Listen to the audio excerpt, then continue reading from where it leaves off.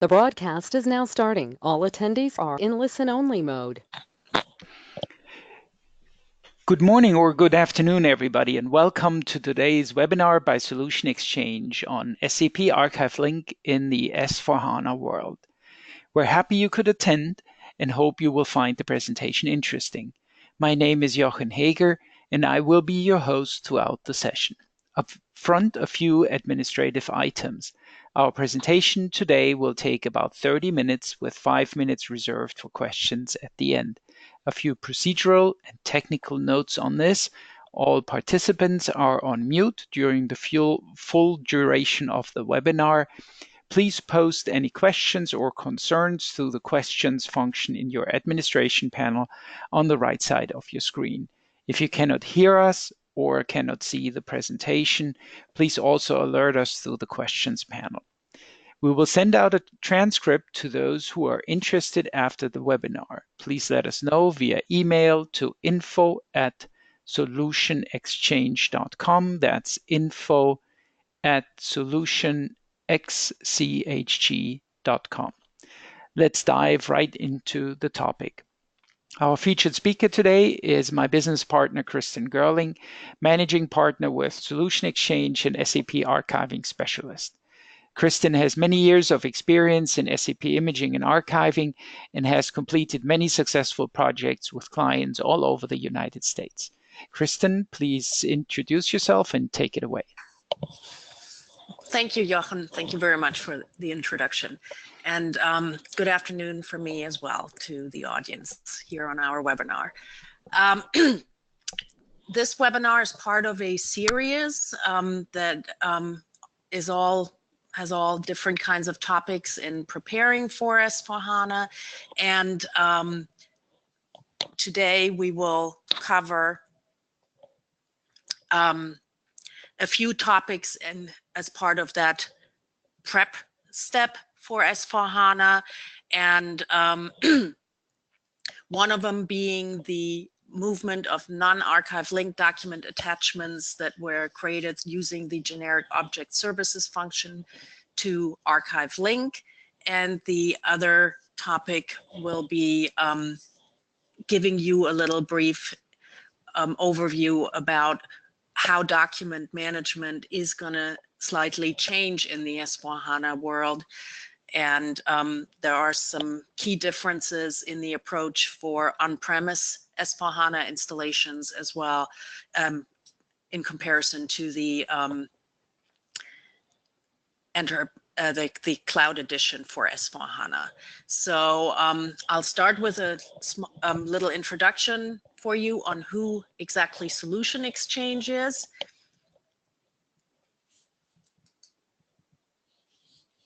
Difficulties here with advancing the slides.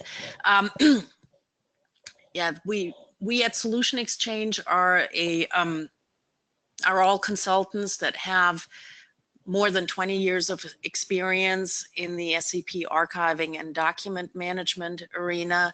I personally started as a module consultant with FICO and diverged then into the document management sphere. solutionXchg as a company is specialized on innovative and low-cost, very high-quality add-on solutions from selected vendors that we position in the North American ecospace for SAP. We resell those solutions primarily. We are a KGS reseller and system integrator in the US. We also sell a solution by a company called Eternity ICAS, which is write once, read many compliance. And like I said, I mean, everyone here at solutionXchg has more than 20 years of experience in the SAP implementation market. When you're starting out with getting your feet wet with HANA, most of the time you will actually have SAP or an SAP partner do a sizing exercise for your database for SAP for HANA. And that is looking at your current database, and then through certain algorithms that SAP has, they recommend on how, give you recommendations on how big your HANA database will need to be. And that, of course, then results in your licensing cost for this HANA database. When that is done, most customers get recommendations from SAP to try to reduce the size of their current database, so that, and their current footprint there, so that the cost to move to HANA is can be lowered significantly. When we look at what these recommendations are, they kind of most of the time fall into the big categories of housekeeping and data archiving. And with housekeeping, I mean looking at table change logs, what can be deleted. Not all work items need to be archived. Some of them can be deleted, spool files, things like that.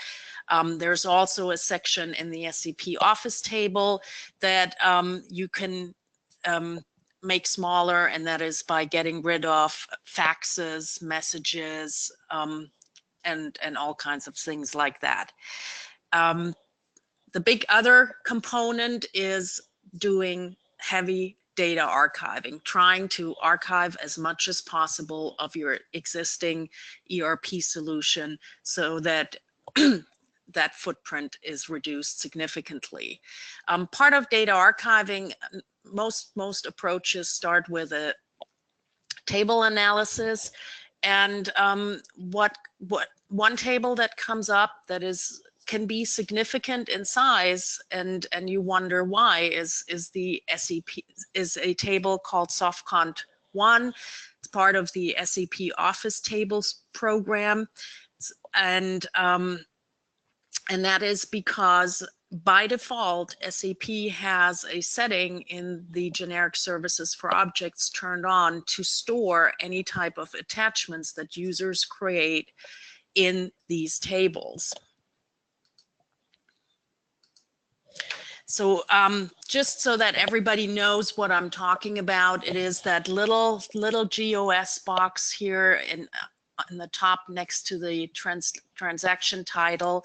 You can go in and say you want to, as a user, create, and then you have the option of selecting to create an attachment, or you have the option of creating a note, a URL, store business document, which is actually then storing a document using the ArchiveLink functionality, and that is not being stored in the Office table. But all the other options, the note and the URL, are stored in the Office table. The barcode is a different scenario, an ArchiveLink scenario, with where the link to the document and the link between the transaction and the document is created through barcodes. But mainly you have this option, which is by default enabled and allows users to create attachments to the transaction that bypass your ArchiveLink repository, should you have one. And and these documents, these tables in the SAP Office table SoftCont, or the table SoftCont1, and all the other tables in that are part of the and are used for SAP Office, are all cluster tables. They're ugly. It's not really easy to find the direct links. It has nothing in common with when you are familiar with ArchiveLink and how ArchiveLink, SAP ArchiveLink stores and structures link content in link tables. It's very, very different. Downside when this happens is your documents are changeable. Any user can go in and make changes to these documents. Also, these documents are always deletable. So users can go in and just delete the document again from this table. So it is not a secure storage the way you're familiar with when using ArchiveLink.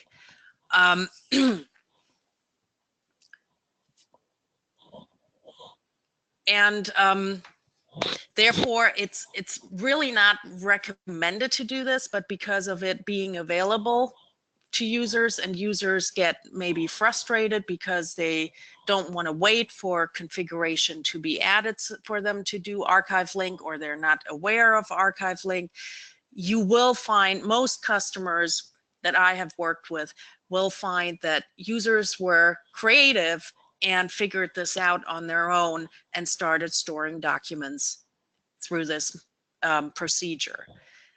What happens is this table, because it actually stores these attachments, grows relatively quickly, because this does not necessarily have to be very small files. In engineering, in your as part of product management or plant maintenance, and in these production plant modules, you can actually also store engineering drawings that can be quite significant in size. So this table tends to grow relatively fast, and for some customers it actually makes up almost 25% of their database. So it is a significant table to tackle when trying to reduce your database size as part of a preparation step for SAP S/4HANA. So how do we do this? Well, first, we need to change the configuration to no longer allow these GOS attachments to get stored in the SAP Office related tables. That can be done through simple customizing. You can redirect this so that new documents get stored automatically through ArchiveLink in an ArchiveLink repository. The impact for the user community is minimal. There are a few more clicks that they might have to make, but there is not a huge impact for the user community when you're doing this. And then as a second step, you should actually move those documents into an ArchiveLink enabled repository. So that concludes the first part of the presentation today, the focus on how you can actually create a much smaller SAP database for your HANA database sizing, with moving these kind of attachments out of the SAP Office tables. The next part of the presentation will actually focus on what is new in document management, or what's supposed to come with S/4HANA when we're talking document management.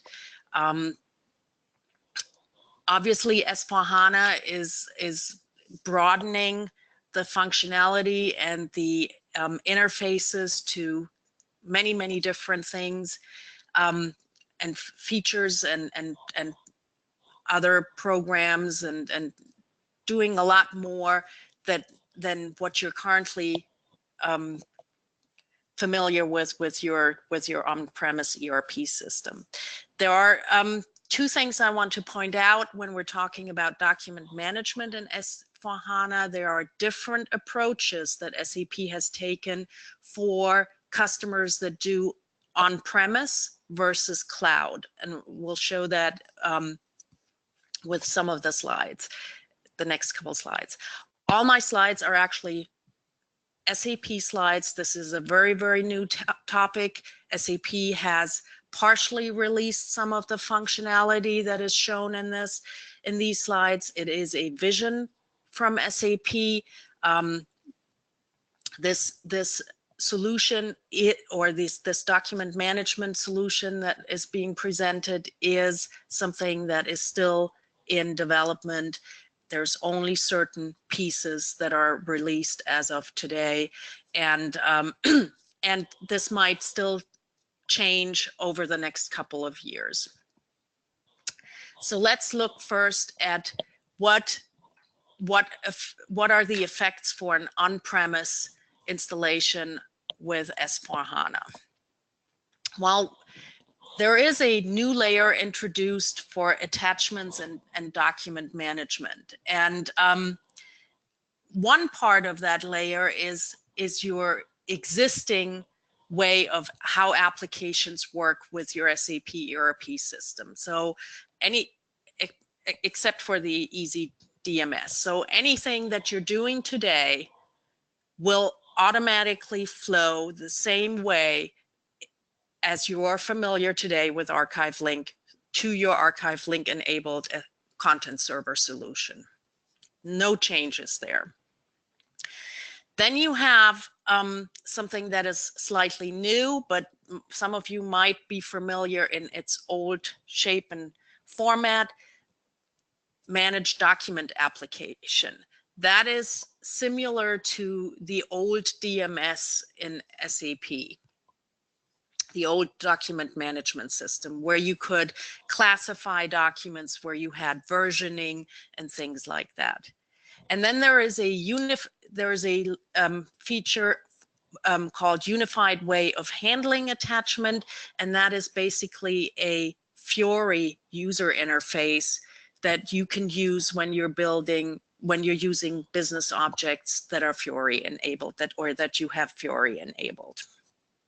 But all of them, when you're on premise, still leverage in the back end an SAP ArchiveLink enabled content server solution. So whatever investment you made into that technology, you can still leverage in the on-premise S/4HANA world.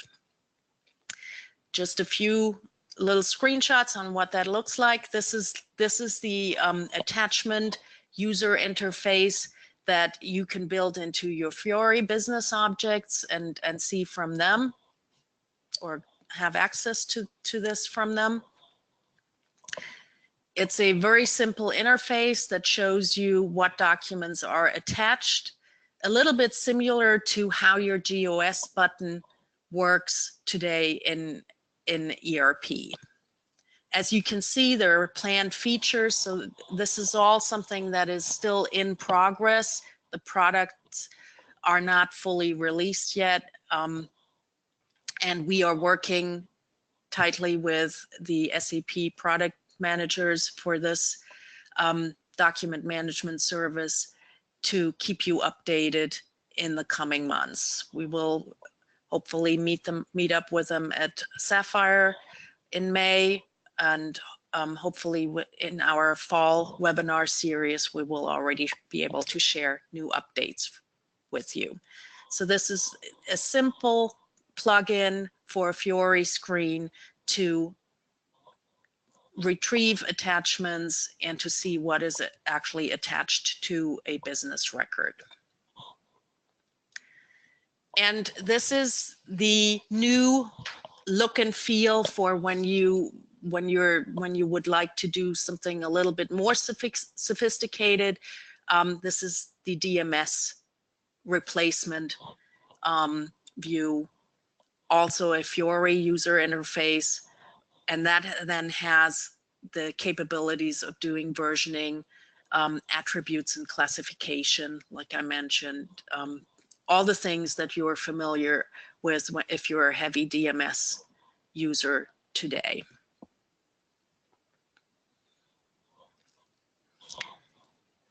When we look at the cloud edition of SAP S/4HANA, this looks slightly different.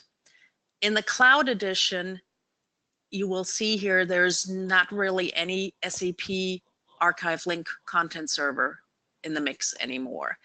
The cloud edition has the same features as far as the document management system and the Fiori plugins, the user interfaces for Fiori for looking at attachments, but the actual attachments are now stored using the SAP Cloud Platform with the SAP Document Center Content Bridge, which is a CMIS based solution. CMIS is stands for Content Management Interoperability Services.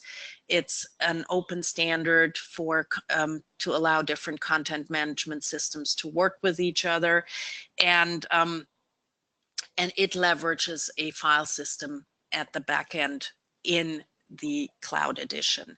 So here we no longer have an SAP ArchiveLink enabled content server available anymore. But the features as far as the Fiori plugins and the DMS are the same, but the whole old ERP functions are also no longer available. There is also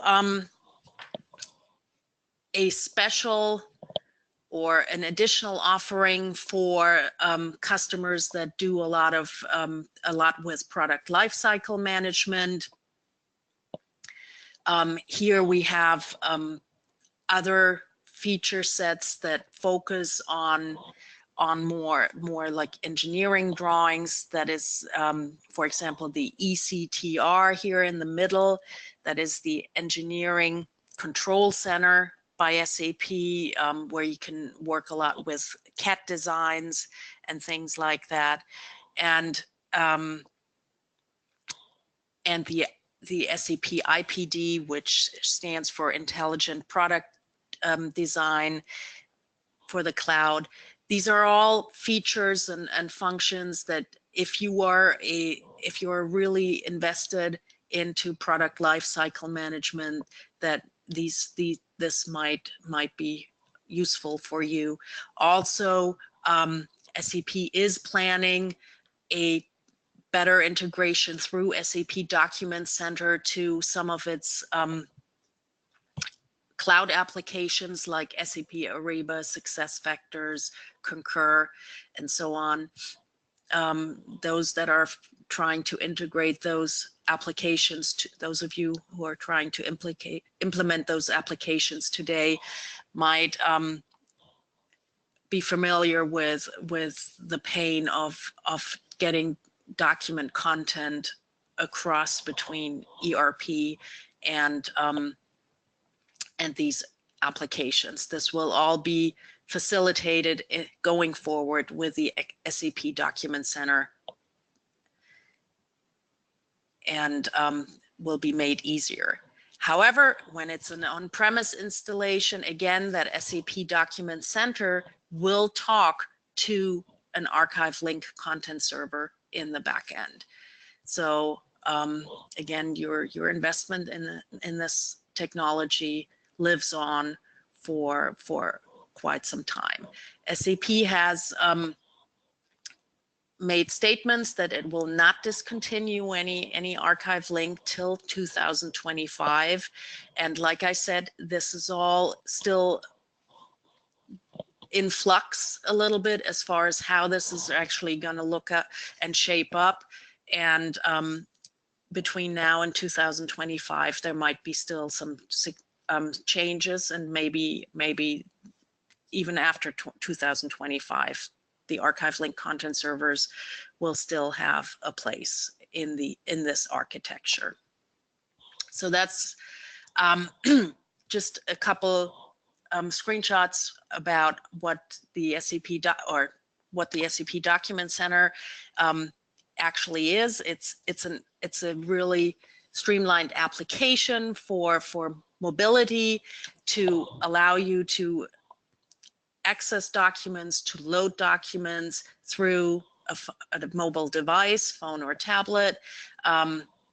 It's all, because of it leveraging the content management interoperability standard, it really uses web protocols heavily, so it is easy to deploy and use for our modern way of doing business.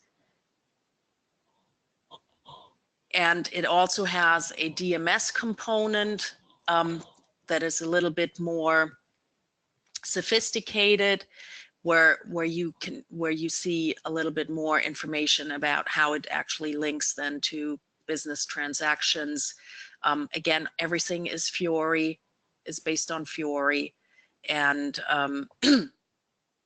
allows you to leverage the features and functions that you are familiar with SAP DMS in a Fiori environment.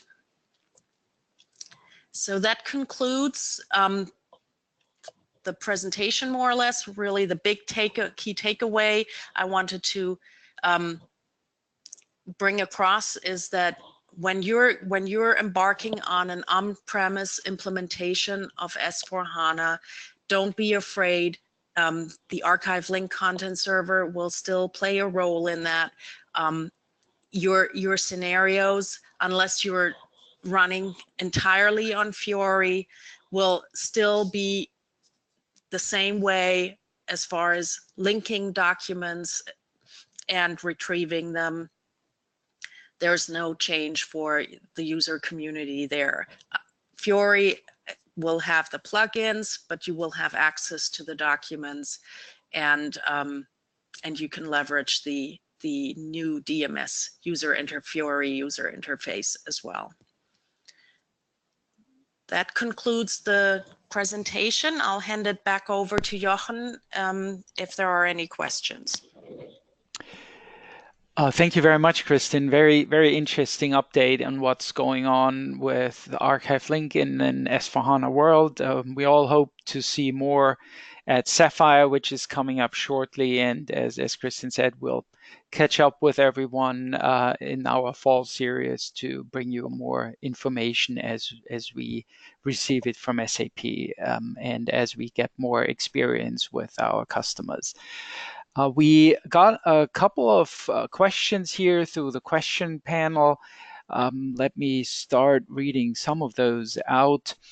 Here's one is, why is moving SAP documents to an ArchiveLink archive before an S/4HANA implementation so important?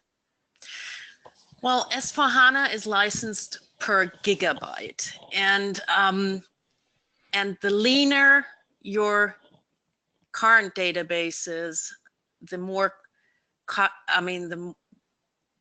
the better you are as far as your license cost in the new S/4HANA world is. So anything that you can actually move out and store somewhere else while still making it accessible is a significant gain in reducing the cost for your future S/4HANA implementation licenses that you require. And I guess we even had a customer where this data got into the high gigabytes, if not even terabyte. Era.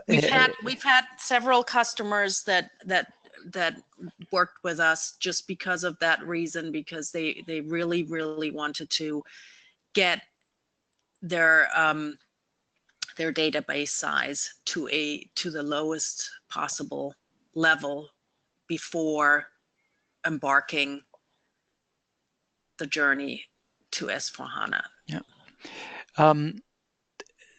Another question here that seems to be somewhat related. I have an SAP ArchiveLink archive in place. How extensive is a project to migrate SAP Office documents to an ArchiveLink archive, and what would be the impact on our end users? As I said earlier in the presentation, it is not really a very large project to implement that. It requires a few configuration changes, which are customizing changes, and then the migration obviously depends on, we're leveraging here SAP standard programs for this, but it really depends on the volume that a customer has that needs to be migrated. The duration, I can't really make and give you an estimate for that. It really depends on volume. but the configuration changes are minimal and can be handled in a couple of hours. That's not what's time consuming. Okay. And one last question we have here: will CMIS replace SAP ArchiveLink? Not in the near future, not in the foreseeable future. As I've highlighted, and as my last slide even says, I mean, when you're going on premise, there's no intention today to get rid of SAP ArchiveLink entirely. So it's not going away, and there's so much that can happen between now and 2025. We have to stay on top of what SAP here is planning and how their plans through further development might get tuned in one way or another. But there is no plan of doing anything until 2025 has been reached. Great, thank you very much.